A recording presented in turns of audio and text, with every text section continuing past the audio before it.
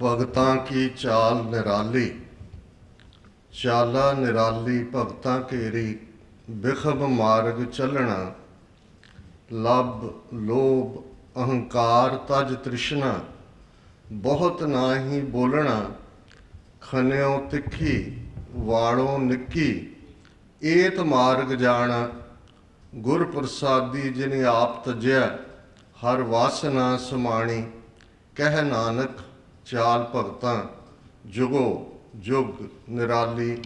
वाहिगुरु जी का खालसा, वाहिगुरु जी की फतेह। साहिब श्री गुरु ग्रंथ साहिब जी की हजूरी में जुड़े बैठे सतगुरु जी का अपना आपा गुरु खालसा साध संगत जीओ, अज लगभग 6 महीने बाद गुरुद्वारा साहब की स्टेज तो आप समूह सिख संगतां दे दीदार करन दा मौका बने। ये सारा पीरीयड सारी इंसानी रेस लई वड्डे क्राइसिस दा रहा।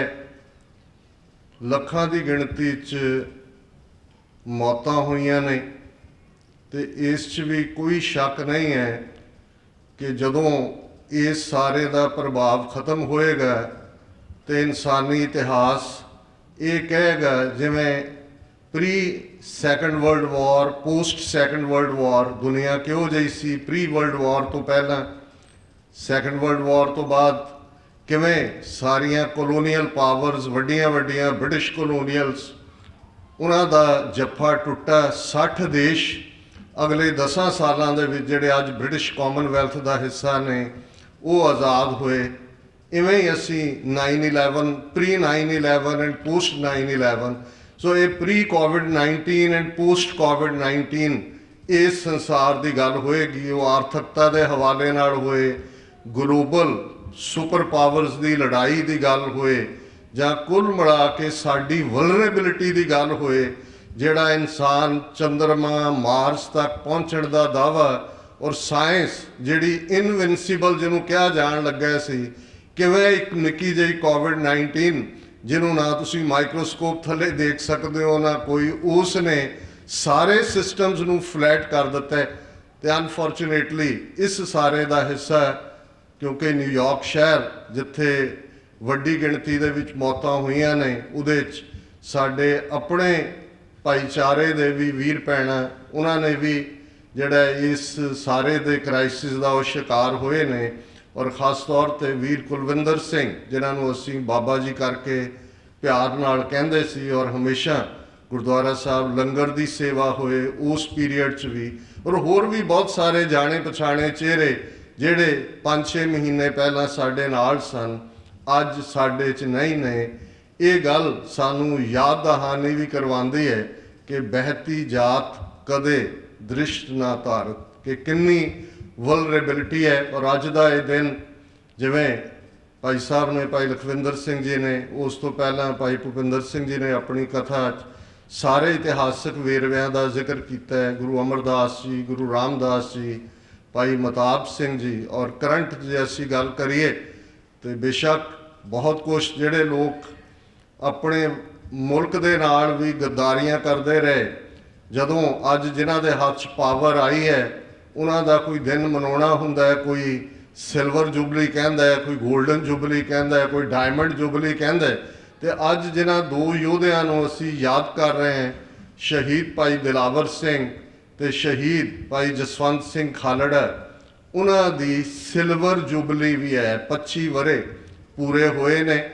और ये साडे लई जदों असीं बेशक वाकियात उही ने, हर कोई प्रेजेंटर लफ्ज़ां दे हेर फेर नाल उही गल कहंदा है, नवां कहण लई किसी कोल कुछ नहीं हुंदा, पर एक गल तो याद रहे जदों ये एक जुमला इस्तेमाल हुंदा है कि इतिहास अपने आप नूं दोहराउंदा है।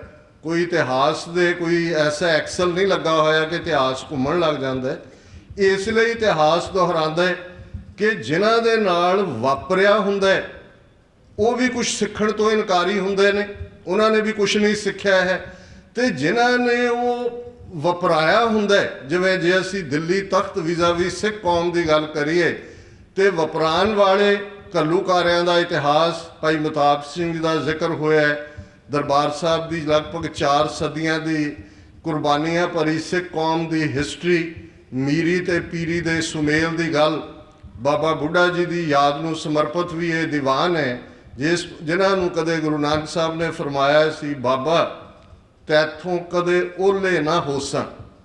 ਤੇ ਉਹ ਬਾਬਾ ਬੁੱਢਾ ਜਿਹੜੇ ਸਾਡੇ ਪਹਿਲੇ ਗ੍ਰੰਥੀ ਨੇ, ਤੇ ਜਦੋਂ ਅਸੀਂ ਗ੍ਰੰਥ ਔਰ ਪੰਥ ਦੀ ਗੱਲ ਅੱਜ ਕਰਦੇ ਹਾਂ ਤੇ ਫਿਰ ਰਾਜਯੋਗ ਦੀ ਗੱਲ ਗੁਰੂ ਨਾਨਕ ਸਾਹਿਬ ਦੇ ਨਾਲ ਸ਼ੁਰੂਆਤ ਹੁੰਦੀ ਹੈ। ਰਾਜਯੋਗ ਜਿਨ ਮਾਣਿਓ ਗੁਰੂ ਗ੍ਰੰਥ ਸਾਹਿਬ ਦਾ ਪ੍ਰਮਾਣ ਹੈ। ਫਿਰ ਅਸੀਂ ਭਗਤੀ ਸ਼ਕਤੀ ਦੀ ਗੱਲ ਕਰਦੇ ਹਾਂ, ਮੀਰੀ ਪੀਰੀ ਦੀ ਗੱਲ ਕਰਦੇ ਹਾਂ। 84 ਕਦਮਾਂ ਦੀ ਠੀਕ ਵਿੱਥ ਤੇ ਹਰਿਮੰਦਰ ਸਾਹਿਬ ਦੇ ਸਾਹਮਣੇ ਉਹ ਤਖਤ, ਸੱਚ ਹੱਕ ਇਨਸਾਫ ਦਾ ਤਖਤ, ਜਿਸ ਪ੍ਰਥਾ ਇਤਿਹਾਸਕ ਹਵਾਲੇ ਨੇ, ਕਿਨਹੀ ਰਾਜ ਨਾ ਹਾਥ ਲਗਾਇਓ, ਬੁੱਢੇ ਤੇ ਗੁਰਦਾਸ ਬਣਾਇਓ। ਗੁਰੂ ਹਰਗੋਬਿੰਦ ਸਾਹਿਬ ਨੀਂਹ ਪੱਥਰ ਰੱਖਦੇ ਨੇ, ਬਾਬਾ ਬੁੱਢਾ ਜੀ ਗਾਰਾ ਤਿਆਰ ਕਰਦੇ ਨੇ, ਭਾਈ ਗੁਰਦਾਸ ਜੀ ਇੱਟਾਂ ਫੜਾਉਂਦੇ ਨੇ। ਔਰ ਇਹ ਇਸ ਕਿਸਮ ਦਾ ਸੁਮੇਲ ਹੈ ਕਿ ਜਦੋਂ ਅਸੀਂ ਬਾਬਾ ਬੁੱਢਾ ਜੀ ਦੀ ਗੱਲ ਕਰਦੇ ਹਾਂ, ਉਹਨਾਂ ਦੀ ਸਿੱਖੀ ਮੈਂ ਸਮਝਦਾ ਵੀ ਉਸ ਰੌਸ਼ਨ ਸਿਤਾਰੇ ਵਾਂਗ ਹੈ ਕਿ ਸਭ ਕੁਝ ਕਰਕੇ ਵੀ ਅਖੀਰ 'ਚ ਜੇ ਉਹਨਾਂ ਦਾ ਸੀਸ ਗੁਰੂ ਹਰਗੋਬਿੰਦ ਸਾਹਿਬ ਦੀ ਗੋਦ 'ਚ ਟਿਕਿਆ ਹੋਇਆ ਅਖੀਰਲੇ ਪਲ ਨੇ, ਤੇ ਆਪਣੇ ਪੁੱਤਰ ਦਾ ਹੱਥ ਗੁਰੂ ਸਾਹਿਬ ਦੇ ਹੱਥ 'ਚ ਫੜਾ ਕੇ ਕਿ ਇਸ ਦੇ ਬਾਂਹ ਹਮੇਸ਼ਾ ਲਈ ਅੱਗੋਂ ਜਨਰੇਸ਼ਨ ਆਫਟਰ ਜਨਰੇਸ਼ਨ ਉਹਦੀ ਕੰਟੀਨਿਊ ਰਹੇ, ਇਹ ਮੰਗ ਹੈ। ਪਰ ਉਹਨਾਂ ਨੂੰ ਇਹ ਮਾਣ ਹਾਸਲ ਹੈ ਇਤਿਹਾਸ ਦਾ ਕਿ ਉਹ ਹਰਿਮੰਦਰ ਸਾਹਿਬ ਦੇ ਪਹਿਲੇ ਗ੍ਰੰਥੀ ਨੇ। ਉਹਨਾਂ ਦੀ ਕੋਈ ਰਚਨਾ ਨਹੀਂ ਮਿਲਦੀ ਕਿ ਉਹਨਾਂ ਨੇ ਕੋਈ ਕੁਛ ਰਚਿਆ ਹੋਏ, ਲੇਕਿਨ ਉਹਨਾਂ ਦਾ ਇਸ ਰੁਤਬੇ ਤੇ ਜਾਣਾ ਦੱਸਦਾ ਕਿ ਇਹ ਸਬੂਤ ਨੇ ਕਿ ਉਹਨਾਂ ਨੇ ਸ਼ਸਤਰ ਵਿਦਿਆ ਸਿਖਾਈ। ਸ਼ਸਤਰ ਵਿਦਿਆ ਉਹੀ ਸਿਖਾਉਂਦਾ ਹੈ ਜਿਹੜਾ ਖੁਦ ਵਾਰੀਅਰ ਹੈ। ਇਹ ਵੀ ਹੈ ਕਿ ਜੇ ਤਖਤ ਥਾਪਿਆ ਜਾਂਦਾ ਹੈ ਤੇ ਦਿੱਲੀ ਤਖਤ ਤੋਂ 2 ਫੁੱਟ ਉੱਚਾ ਹੈ। ਮੀਰੀ ਤੇ ਪੀਰੀ ਦੀ ਗੱਲ ਜਿਹੜਾ ਰਾਜਯੋਗ ਦਾ ਸਿਧਾਂਤ ਹੈ, ਉਹਦੀ ਕੰਟੀਨਿਊਟੀ ਹੈ। ਹੁਣ ਦੂਸਰੇ ਪਾਸੇ ਜਦੋਂ ਅਸੀਂ ਅਕਾਲ ਤਖਤ ਸਾਹਿਬ ਦੇ ਪਹਿਲੇ ਮੁੱਖ ਸੇਵਾਦਾਰ ਜਾਂ ਉਹਨਾਂ ਦੀ ਗੱਲ ਕਰੀਏ ਤੇ ਭਾਈ ਗੁਰਦਾਸ ਜੀ ਦਾ ਜ਼ਿਕਰ ਆਉਂਦਾ ਹੈ। ਹੁਣ ਭਾਈ ਗੁਰਦਾਸ ਜੀ ਜਿਨ੍ਹਾਂ ਦੀਆਂ ਵਾਰਾਂ ਵੀ ਨੇ, ਜਿਨ੍ਹਾਂ ਦੇ ਕਵਿਤ ਸਵਈਏ ਵੀ ਨੇ, ਜਿਨ੍ਹਾਂ ਦੀਆਂ ਰਚਨਾਵਾਂ ਅਸੀਂ ਗੁਰੂ ਗ੍ਰੰਥ ਸਾਹਿਬ ਦੀ ਬਾਣੀ ਦੇ ਨਾਲ ਜਿਹੜਾ ਉਹ ਗਾਇਨ ਕਰ ਸਕਦੇ ਹਾਂ, ਜਿਨ੍ਹਾਂ ਨੂੰ ਅਸੀਂ ਕੁੰਜੀ ਕਰਕੇ ਕਹਿੰਦੇ ਹਾਂ ਸਮਝਣ ਦੇ ਲਈ, ਔਰ ਜਿਸ ਕਦਰ ਗੁਰਸਿੱਖ ਦੇ ਕਨਸੈਪਟ ਨੂੰ ਉਹਨਾਂ ਨੇ ਬਿਆਨੇ, ਉਹ ਆਪਣੇ ਆਪ ਦੇ ਵਿੱਚ ਆਸ਼ਸ਼ ਕਰਨ ਵਾਲਾ ਹੁੰਦੀ ਹੈ। ਉਹਨਾਂ ਦੀ ਇੱਕ ਇੱਕ ਵਾਰ, ਉਹਨਾਂ ਦਾ ਇੱਕ ਇੱਕ ਸਵਈਆ, ਲੇਕਿਨ ਇਸ ਦਾ ਕੋਈ ਸਬੂਤ ਨਹੀਂ ਹੈ ਕਿ ਉਹਨਾਂ ਨੇ ਕੋਈ ਜੰਗ ਲੜੀ ਹੋਏ, ਕੋਈ ਉਹਨਾਂ ਦੀ ਸ਼ਸਤਰ ਵਿਦਿਆ ਨਾਲ ਜੁੜੀ ਕੋਈ ਗੱਲ ਹੋਏ।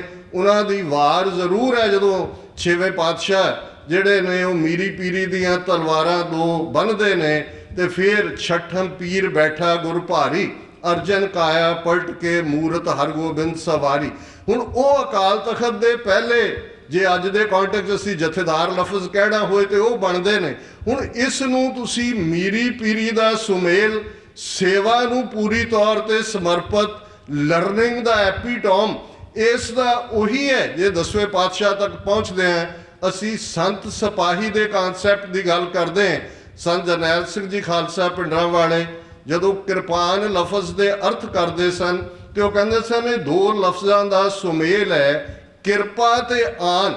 ਕਿਰਪਾ ਬਖਸ਼ਿਸ਼ ਨੂੰ ਕਹਿੰਦੇ ਨੇ, ਗ੍ਰੇਸ ਨੂੰ ਕਹਿੰਦੇ ਨੇ, ਕਰਮ ਨੂੰ ਕਹਿੰਦੇ ਨੇ। ਫਾਰਸੀ 'ਚ ਗੁਰਬਾਣੀ 'ਚ ਬਹੁਤ ਨਾਨਕ ਨਦਰੀ ਕਰਮੀ ਦਾਤ ਇਹ ਹੈ। ਤੇ ਆਨ ਅਣਖ ਨੂੰ ਕਹਿੰਦੇ ਨੇ, ਗੈਰਤ ਨੂੰ ਕਹਿੰਦੇ ਨੇ, ਸੈਲਫ ਰਿਸਪੈਕਟ ਨੂੰ ਕਹਿੰਦੇ ਨੇ, ਔਰ ਅੱਜ ਦੇ ਹਿਊਮਨ ਰਾਈਟਸ ਦੀ ਜ਼ਬਾਨ 'ਚ ਹਿਊਮਨ ਰਾਈਟਸ ਨੂੰ ਕਹਿੰਦੇ ਨੇ। ਸੋ ਸਿੱਖੀ ਇਹ ਸੁਮੇਲ ਹੈ ਦੋਨਾਂ ਦਾ। ਸੰਤ ਸਿਪਾਹੀ ਬਣਾ ਕੇ ਹਮੇਸ਼ਾ ਦੇ ਲਈ ਇਸ ਧਰਤੀ ਦੇ ਉੱਤੇ ਖਾਲਸਾ ਹੱਕ ਸੱਚ ਇਨਸਾਫ ਦਾ ਪਹਿਰੇਦਾਰ ਬਣਾ ਕੇ ਸਾਡੇ ਜ਼ਿੰਮੇ ਇਹ ਲਾਇਆ ਕਿ ਸ਼ਸਤਰ ਗਰੀਬ ਕੀ ਰੱਖਿਆ, ਜਰਵਾਣੇ ਕੀ ਭਖਿਆ, ਜਿਹੜੇ 6ਵੇਂ ਪਾਤਸ਼ਾਹ ਦੇ ਬੋਲ ਨੇ। ਹੁਣ ਅੱਜ ਦੇ ਕੰਟੈਕਸਟ ਜੇ ਅਸੀਂ ਇਹ ਗੱਲ ਕਰੀਏ, ਸ਼ਹੀਦ ਭਾਈ ਦਿਲਾਵਰ ਸਿੰਘ, ਭਾਈ ਜਸਵੰਤ ਸਿੰਘ ਖਾਲੜਾ, ਉਹ ਦੋਨੋਂ, ਭਾਈ ਜਸਵੰਤ ਸਿੰਘ ਖਾਲੜਾ ਮੈਂ ਸਮਝਦਾ ਬੇਸ਼ੱਕ ਉਹਨਾਂ ਦੇ ਨਾਂ ਦੇ ਉੱਤੇ ਫਰੈਜ਼ਨੋ ਦੇ ਵਿੱਚ ਇੱਕ ਪਾਰਕ ਹੈ, ਟੋਰਾਂਟੋ ਦੇ ਇੱਕ ਸ਼ਹਿਰ 'ਚ ਜਿੱਥੇ ਵੱਡੀ ਗਿਣਤੀ 'ਚ ਸਿੱਖ ਵਸਦੇ ਨੇ। 2 ਦਿਨ 3 ਦਿਨ ਪਹਿਲਾਂ ਇੱਕ ਸਪੈਸ਼ਲ ਜਿਹੜਾ ਉਹਨਾਂ ਦੀ ਯਾਦ ਨੂੰ ਸਮਰਪਿਤ ਥਾਂ ਬਣਾਈ ਗਈ ਹੈ ਉਹਨਾਂ ਦੇ ਮੇਅਰ ਵੱਲੋਂ, ਥਾਂ ਥਾਈਂ ਚਰਚਾ ਹੈ। ਇੱਕ ਦਿਨ ਆਏਗਾ ਕਿ ਯੂਨਾਈਟਿਡ ਨੇਸ਼ਨਸ ਜਿਹੜੇ ਦਿਨ ਸਾਲ ਦੇ ਆਪਣੇ ਕੈਲੰਡਰ ਦੇ ਵਿੱਚ ਮਾਰਕ ਕਰਦੇ ਨੇ, ਉਹਨਾਂ 'ਚ ਇਹ 6 ਸਤੰਬਰ ਦਾ ਦਿਨ ਵੀ ਹੋਏਗਾ, ਕਿਉਂਕਿ ਉਹ ਸਿਰਫ ਸਾਡੇ ਖਿੱਤੇ ਦੇ ਹੀ ਮਨੁੱਖੀ ਹੱਕਾਂ ਦੇ ਮਸਾਇਆ ਜਾਂ ਮਸੀਹਾ ਨਹੀਂ ਨੇ, ਉਹਨਾਂ ਨੇ ਕੁੱਲ ਇਨਸਾਨੀ ਇਤਿਹਾਸ। ਔਰ ਜਿਵੇਂ ਉਹਨਾਂ ਦੀ ਬੜੀ ਯੋਗ ਸਪੁੱਤਰੀ ਨੇ ਸਟਾਕਟਨ ਦਾ ਇੱਕ ਦੀਵਾਨ 'ਚ ਕਿਹਾ ਸੀ ਕਿ ਮੇਰੇ ਪਿਤਾ ਨੇ ਅਣਪਛਾਤੀਆਂ ਲਾਸ਼ਾਂ ਨੂੰ ਪਛਾਣ ਦਿੱਤੀ। ਇਹ ਛੋਟਾ ਕੰਮ ਨਹੀਂ ਹੈ। ਹਕੂਮਤਾਂ ਇਹ ਸਮਝਦੀਆਂ ਸੀ, ਬੀਤੇ ਦੀਆਂ ਵੀ, ਉਹ ਜ਼ਕਰੀਆ ਖਾਨ ਹੋਏ, ਖਾਨ ਬਹਾਦਰ ਹੋਏ, ਮੱਸੇ ਰੰਗੜ ਵਰਗੇ ਹੋਣ, ਤੇ ਅੱਜ ਦੀਆਂ ਵੀ, ਉਹ ਇੰਦਰਾ ਗਾਂਧੀ ਤੋਂ ਲੈ ਕੇ ਨਰਿੰਦਰ ਮੋਦੀ ਤੱਕ, ਇਹ ਸਾਰੀ ਪ੍ਰਾਈਮ ਮਿਨਿਸਟਰਾਂ ਦੀ ਫੌਜ ਹੋਏ, ਉਹ ਸਮਝਦੇ ਨੇ ਕਿ ਅਸੀਂ ਪਛਾਣ ਮਿਟਾ ਦਿਆਂਗੇ, ਅਸੀਂ ਇਤਿਹਾਸ ਨਵਾਂ ਲਿਖਾ ਰਹੇ ਹਾਂ, ਅਸੀਂ ਇਹਨਾਂ ਨੂੰ ਕੁਛ ਦਾ ਕੁਛ ਬਣਾਉਂਦੇ ਜਾਵਾਂਗੇ, ਇੰਨਾ ਕੁ ਪ੍ਰਚਾਰਾਂਗੇ ਕਿ ਅਲਟੀਮੇਟਲੀ ਇਹ ਲੋਕ ਭੁੱਲ ਜਾਣਗੇ ਕਿ ਇਹ ਕੌਣ ਸਨ ਤੇ ਅੱਜ ਕੀ ਨੇ। ਔਰ ਜਦੋਂ ਅਸੀਂ ਜੈਨੋਸਾਈਡ ਦੀ ਗੱਲ ਕਰਦੇ ਹਾਂ, ਨਸਲਕੁਸ਼ੀ ਦੀ ਗੱਲ ਕਰਦੇ ਹਾਂ, ਇਸ ਗੱਲ ਦਾ ਧਿਆਨ ਰਹੇ, ਮਿਲਾਨ ਕੁੰਦਰਾ ਇੱਕ ਦੁਨੀਆ ਦਾ ਬਹੁਤ ਵੱਡਾ ਫ੍ਰੀਲੈਂਸ ਰਾਈਟਰ ਹੋਇਆ, ਉਹਨੂੰ ਕੋਟ ਕੀਤਾ ਜਾਂਦਾ, ਹਰ ਰੈਵੋਲੂਸ਼ਨਰੀ ਕੋਟ ਕਰਦਾ, ਤੇ ਉਹਦੀ ਇੱਕ ਕੋਟ ਹੈ ਜਿਹੜੀ ਅੱਜ ਦੇ ਇਸ ਕੌਂਟੈਕਸਟ 'ਚ ਰੈਲੇਵੈਂਟ ਹੈ ਕਿ the first step towards liquidation of a people is to destroy its books, its culture, its history. Then have somebody to write new books, invent new culture, create new history. Before long, those people will forget what they were and what they are. ਕਿ ਜਿਹੜਾ ਵੀ ਕਿਸੇ ਨੂੰ ਮਿਟਾਣਾ ਚਾਹੁੰਦਾ ਹੈ, ਪਹਿਲਾ ਕਦਮ ਹੁੰਦਾ ਹੈ ਕਿ ਉਹਨਾਂ ਦਾ ਇਤਿਹਾਸ ਮਿਟਾ ਦਿਓ, ਤਹਿਜ਼ੀਬ ਮਿਟਾ ਦਿਓ, ਬੋਲੀ ਮਿਟਾ ਦਿਓ, ਫਿਰ ਆਪਣੇ ਬੰਦੇ ਲਿਆਓ ਜਿਹੜਾ ਨਵਾਂ ਇਤਿਹਾਸ ਲਿਖਣ, ਨਵਾਂ ਇੱਕ ਸੱਭਿਆਚਾਰ ਸਿਰਜਣ, ਨਵੀਂ ਇੱਕ ਤਹਿਜ਼ੀਬ ਦੇਣ। ਔਰ ਵਕਤ ਪਾ ਕੇ ਉਹ ਲੋਕ ਭੁੱਲ ਜਾਣਗੇ ਕਿ ਉਹ ਕੀ ਸਨ ਤੇ ਅੱਜ ਕੀ ਹੋ ਗਏ ਨੇ। ਉਹਨੇ ਕਿਹਾ ਜੀ ਸਟਰਗਲ ਹੀ ਸਾਰੀ ਮੈਮਰੀ ਅਗੇਂਸਟ ਫॉरगेटिंग ਹੈ, ਕਿ ਇੱਕ ਪਾਸੇ ਭੁਲਾਉਣ ਵਾਲੇ ਨੇ, ਇੱਕ ਪਾਸੇ ਯਾਦ ਕਰਵਾਉਣ ਵਾਲੇ ਨੇ। ਸ਼ਹੀਦ ਭਾਈ ਦਿਲਾਵਰ ਸਿੰਘ ਜਾਂ ਜਸਵੰਤ ਸਿੰਘ ਖਾਲੜਾ, ਉਹਨਾਂ ਨੂੰ ਸਾਡੀ ਟ੍ਰਿਬਿਊਟ ਦੀ ਲੋੜ ਨਹੀਂ ਹੈ। ਉਹਨਾਂ ਨੂੰ ਜਿਹੜਾ ਸਭ ਤੋਂ ਉੱਤਮ ਰੁਤਬਾ, ਜਿਸ ਨੂੰ ਜਪੀ ਤਪੀ ਬੜੇ ਬੜੇ ਲੋਕ ਸਾਧਨਾ ਕਰਨ ਵਾਲੇ ਨਹੀਂ ਹਾਸਲ ਕਰ ਸਕਦੇ, ਸ਼ਹੀਦ ਦੇ ਲਈ ਤਾਂ ਗੁਰੂ ਦੀ ਗੋਦ ਹੈ।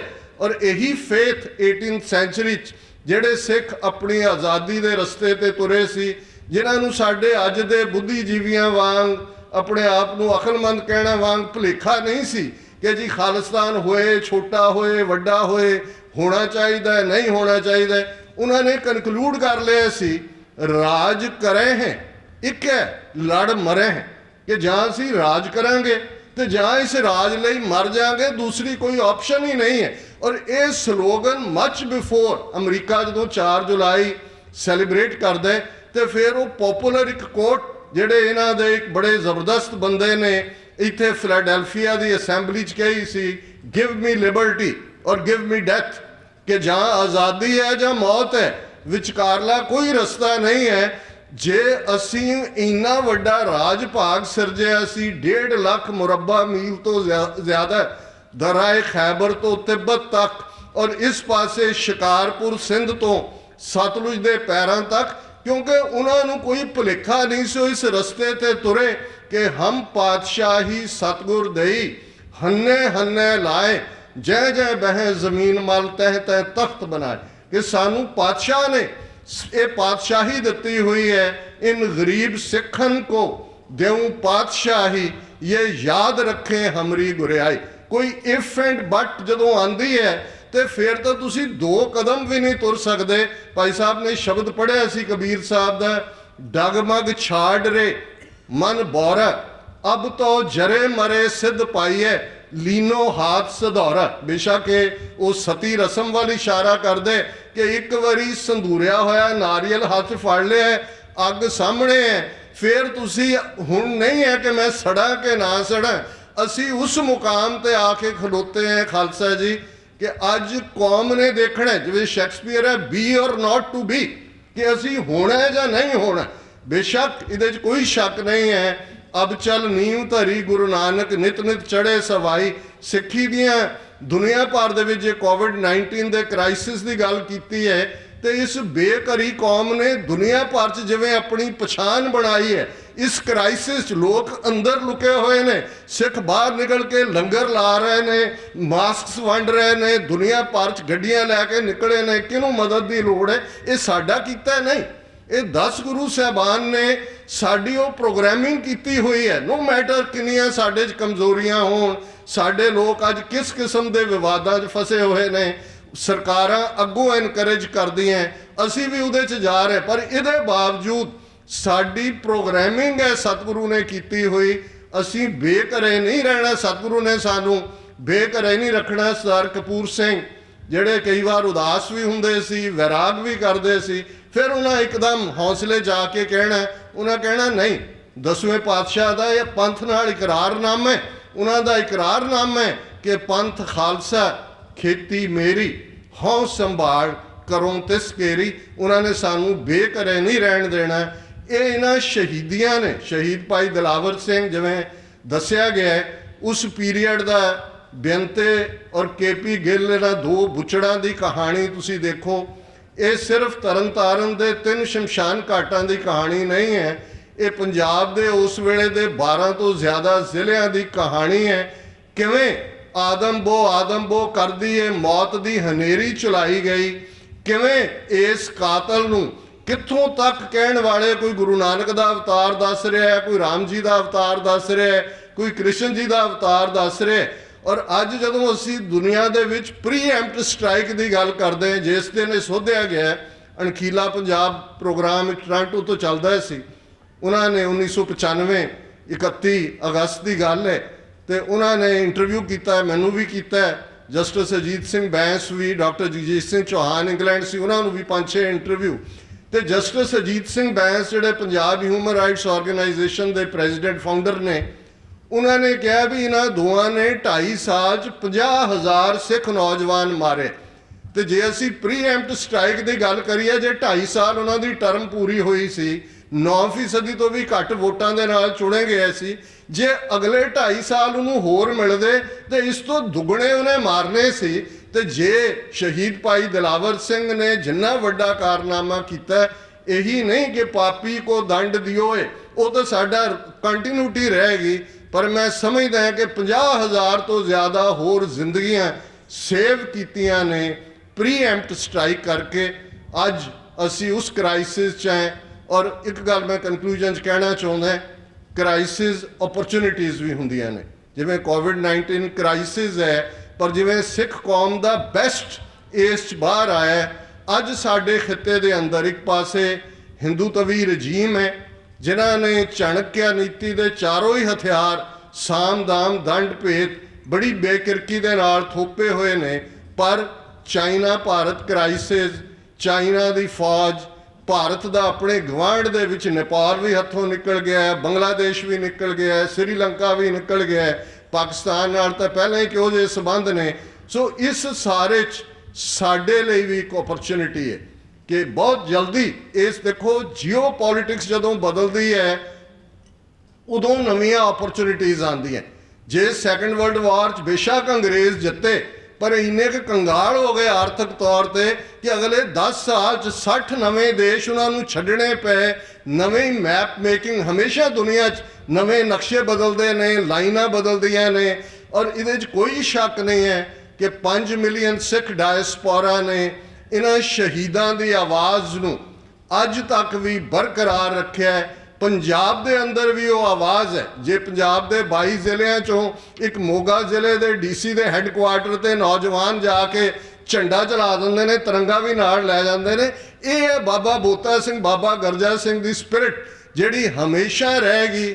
ਅਸੀਂ ਹਰ ਮੁਮਕਿਨ ਤਰੀਕਾ, ਰੈਫਰੈਂਡਮ 2020 ਇੱਕ UN ਚਾਰਟਰ ਦੇ ਥੱਲੇ ਇੱਕ ਮੂਵ ਹੈ, ਔਰ ਜੇ ਉਹਨੂੰ ਬਦਨਾਮ ਕਰਨ ਦੇ ਲਈ ਦਹਿਸ਼ਤਗਰਦੀ ਦੇ ਖਾਤੇ 'ਚ ਪਾ ਸਕਦੇ ਨੇ, ਤਾਂ ਫਿਰ ਜਿਨ੍ਹਾਂ ਨੂੰ ਇਹ ਭੁਲੇਖਾ ਸੀ ਕਿ ਜੀ ਜੇ ਹਥਿਆਰਬੰਦ ਨਾ ਹੁੰਦਾ ਜੀ ਮਾਸ ਮੂਵਮੈਂਟ ਹੋ ਜਾਏ ਜੀ, ਜਿਵੇਂ ਅਰਬ ਸਪਰਿੰਗ ਹੋਇਆ, ਜਿਵੇਂ ਇਵੇਂ ਹੋਇਆ, ਨਹੀਂ। ਜੇ ਕਰਤਾਰਪੁਰ ਸਾਹਿਬ ਕੋਰੀਡੋਰ ਧਾਰਮਿਕ ਸਾਡੀ 72 ਸਾਲਾਂ ਦੀ ਅਰਦਾਸ ਤੋਂ ਬਾਅਦ ਇਮਰਾਨ ਖਾਨ ਹਕੂਮਤ ਪੂਰਾ ਕਰਦੀ ਹੈ, 29 ਜੂਨ ਤੋਂ ਪਾਕਿਸਤਾਨ ਨੇ ਉਹ ਖੋਲ੍ਹਿਆ ਹੋਇਆ, ਭਾਰਤ ਦੀ ਹਕੂਮਤ ਨੂੰ ਕਿਹਾ ਜੀ ਭੇਜੋ ਤੁਸੀਂ ਜਥੇ। ਲੇਕਿਨ ਇਸ ਗੱਲ ਨੂੰ ਅਸੀਂ ਦੇਖਦੇ 3 ਮਹੀਨੇ ਹੋ ਗਏ ਨੇ, 1 ਸਾਲ ਉਹਨਾਂ ਨੇ ਰੁਕਾਵਟਾਂ ਖੜੀਆਂ ਕੀਤੀਆਂ, ਕਿੰਨੀਆਂ ਪਾਬੰਦੀਆਂ, ਲੇਕਿਨ ਪਿਛਲੇ 3 ਮਹੀਨੇ ਤੋਂ ਸਾਡਾ ਉਹ ਧਾਰਮਿਕ ਆਜ਼ਾਦੀ ਹੋਏ, ਇਕਨੋਮਿਕਲੀ SYL ਕੈਨਾਲ ਦੀ ਗੱਲ ਦੁਬਾਰਾ ਚੱਲ ਪਈ ਹੈ। ਆਲਰੇਡੀ ਲੁੱਟਿਆ ਹੋਇਆ 3/4 ਵਾਟਰ, ਇਹ ਤਾਂ ਇੱਕ ਉਹ ਤੁਹਾਡੇ ਪਾਣੀ ਟੈਸਟ ਕਰ ਰਹੇ ਨੇ। ਸੋ ਅਸੀਂ ਜਿੱਥੇ ਇਹਨਾਂ ਯਾਦਾਂ ਨੂੰ ਮਨਾ ਰਹੇ ਹਾਂ, ਹਕੂਮਤ ਚਾਹੁੰਦੀ ਹੈ ਕਿ ਅਸੀਂ ਭੁੱਲੀਏ, ਅਸੀਂ ਯਾਦ ਦਹਾਨੀ ਹੀ ਨਹੀਂ ਕਿ ਇਹ ਟ੍ਰਿਬਿਊਟ ਤੱਕ ਹੈ, ਇਹ ਖਾਲਿਸਤਾਨ ਦੇ ਸ਼ਹੀਦ ਨੇ। ਔਰ ਇਸ ਗੱਲ ਦਾ ਧਿਆਨ ਰਹੇ ਕਿ ਸੰਤ ਜਰਨੈਲ ਸਿੰਘ ਜੀ ਖਾਲਸਾ ਪਿੰਡਰਾਂ ਵਾਲੇ 20ਵੀਂ ਸਦੀ ਦੇ ਮਹਾਨ ਸਿੱਖ, ਉਹਨਾਂ ਦੇ ਇਹ ਲਫ਼ਜ਼ ਨੇ ਕਿ ਜਿਸ ਦਿਨ ਭਾਰਤੀ ਫੌਜ ਦੇ ਪੈਰ ਦਰਬਾਰ ਸਾਹਿਬ ਦੀ ਹਦੂਦ ਵਿੱਚ ਪਏ, ਖਾਲਿਸਤਾਨ ਦੀ ਨੀਂਹ ਰੱਖੀ ਜਾਏਗੀ। ਇਹਨਾਂ 36 ਵਰਿਆਂ ਦੇ ਅੰਦਰ 1.5 ਲੱਖ ਤੋਂ ਜ਼ਿਆਦਾ ਗੁਰੂ ਕੇ ਸਪੁੱਤਰ ਸਪੁੱਤਰੀਆਂ ਨੇ ਆਪਣੇ ਸਰੀਰਾਂ ਦੇ ਠੀਕਰੇ ਦਿੱਲੀ ਸਾਮਰਾਜ ਦੇ ਸਿਰ ਤੇ ਇਸ ਲਈ ਭੰਨੇ ਨੇ ਕਿ ਸਾਡਾ ਆਉਣ ਵਾਲਾ ਕੱਲ ਮਾਣ ਮਤਾ ਹੋਏ, ਸ਼ਾਨ ਮਤਾ ਹੋਏ। ਸਤਿਗੁਰੂ ਰਹਿਮਤ ਕਰਨ, ਉਹ ਵਕਤ ਬਹੁਤ ਕਰੀਬ ਹੈ। ਜਿਓਪੋਲੀਟੀਕਲ ਸੀਨ ਦੱਸ ਰਿਹਾ ਕਿ ਖਾਲਿਸਤਾਨ ਸਾਡੇ ਦਰ ਤੇ ਦਸਤਕ ਦੇ ਰਿਹਾ ਹੈ। ਇਹ ਨਾ ਹੋਏ ਕਿ 47 ਵਾਂਗ ਜਦੋਂ ਬੇਧਿਆਨੀ ਦੇ ਵਿੱਚ ਜਾਂ ਇਨਕੈਪੇਬਿਲਿਟੀ ਜੋ ਵੀ ਲਫ਼ਜ਼ ਕਿਹਾ ਜਾਏ, ਅਸੀਂ ਉਹ ਵਕਤ ਗਵਾਇਆ, ਉਹ ਮੌਕਾ ਖੁੰਝਾਇਆ, ਜਿਹਦੇ ਬਾਰੇ ਅਕਸਰ मैं एक अपलोड दोहराता है कि वो वक्त भी देखा तारीख की घड़ियों ने, जब लम्हों ने खता की सदियों ने सज़ा पाई। 72 साल तो भुगत रहे हैं।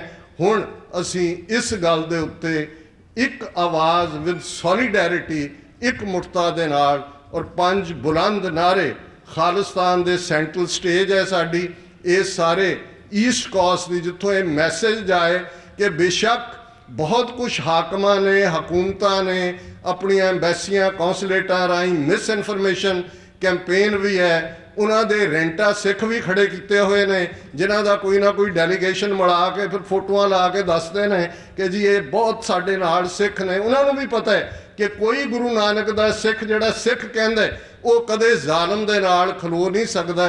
5 ਬੁਲੰਦ ਨਾਰੇ ਉਸ ਦਰਬਾਰ ਸਾਹਿਬ ਵੱਲ, ਅਕਾਲ ਤਖਤ ਸਾਹਿਬ ਨੂੰ ਆਪਣੇ ਮਨ ਦੀਆਂ ਅੱਖਾਂ ਦੇ ਸਾਹਮਣੇ ਲਿਆ ਕੇ, ਜਿੱਥੋਂ ਸ਼ਹਾਦਤ ਦਾ ਸਬਕ, ਜਿੱਥੇ ਗੁਰੂ ਅਰਜਨ ਸਾਹਿਬ ਦੀ ਸ਼ਹਾਦਤ ਦੇ ਨਾਲ ਸ਼ਹੀਦੀਆਂ ਦਾ ਸਫ਼ਰ ਸ਼ੁਰੂ ਹੁੰਦਾ ਹੈ ਤੇ ਅਕਾਲ ਤਖਤ ਦਿੱਲੀ ਤਖਤ ਤੋਂ 2 ਫੁੱਟ ਉੱਚਾ ਬਣਦਾ ਹੈ, ਉੱਥੋਂ ਦੀ ਇਹ ਆਵਾਜ਼ ਹੈ। ਉੱਥੇ ਕੌਣ ਜਥੇਦਾਰ ਪਹਿਲਾਂ ਸੀ, ਅੱਜ ਕੌਣ ਹੈ, ਡਿਬੇਟਸ ਕੀ ਨੇ, ਇਹ ਬਿਸਾਈਡਸ ਦਾ ਪੁਆਇੰਟ ਹੈ। ਅਸੀਂ ਟਰੂਥ ਦੇ ਨਾਲ ਜੁੜੇ ਹੋਏ ਹਾਂ। ਅਕਾਲ ਤਖਤ ਤੋਂ ਆਈ ਆਵਾਜ਼, ਖਾਲਿਸਤਾਨ ਖਾਲਿਸਤਾਨ, ਅਕਾਲ ਤਖਤ ਤੋਂ ਆਈ ਆਵਾਜ਼, ਖਾਲਿਸਤਾਨ ਖਾਲਿਸਤਾਨ, ਅਕਾਲ ਤਖਤ ਤੋਂ ਆਈ ਆਵਾਜ਼, ਖਾਲਿਸਤਾਨ ਖਾਲਿਸਤਾਨ, ਅਕਾਲ ਤਖਤ ਤੋਂ ਆਈ ਆਵਾਜ਼, ਖਾਲਿਸਤਾਨ ਖਾਲਿਸਤਾਨ, ਅਕਾਲ ਤਖਤ ਤੋਂ ਆਈ ਆਵਾਜ਼, ਖਾਲਿਸਤਾਨ ਖਾਲਿਸਤਾਨ। ਕਿਸੇ ਵੀ ਭੁੱਲ ਚੁੱਕ ਲਈ ਮਾਫੀ। ਵਾਹਿਗੁਰੂ ਜੀ ਕਾ ਖਾਲਸਾ, ਵਾਹਿਗੁਰੂ ਜੀ ਕੀ ਫਤਿਹ।